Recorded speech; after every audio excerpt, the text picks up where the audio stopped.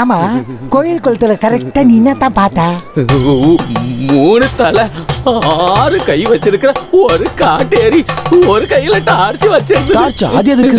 ஒருவேளை power cut சமயத்துல இருட்டுல செத்து போன காட்டேரியா இருக்கும்.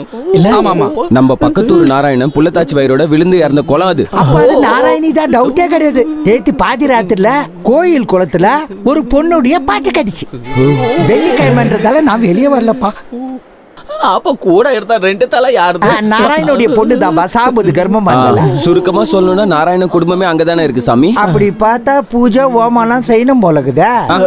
அப்பனா பேசி நிக்கிறதுக்கு டைம் இல்ல, நாங்க எதையாச்சும் ஒண்ணு பண்றோம். அப்ப நம்ம கிளம்புறோம். கமிட்டியை கூப்பிடணும்ல. வாங்க சாமி. அடே, உங்களுக்கு இதெல்லாம் ஒரு சாக்கா போச்சு. நான் கிளம்புறேன். உன்னிகிருஷ்ணன் போடா போடா. போறேன். நாங்க டாக்டரை பார்த்துட்டு வரோம்.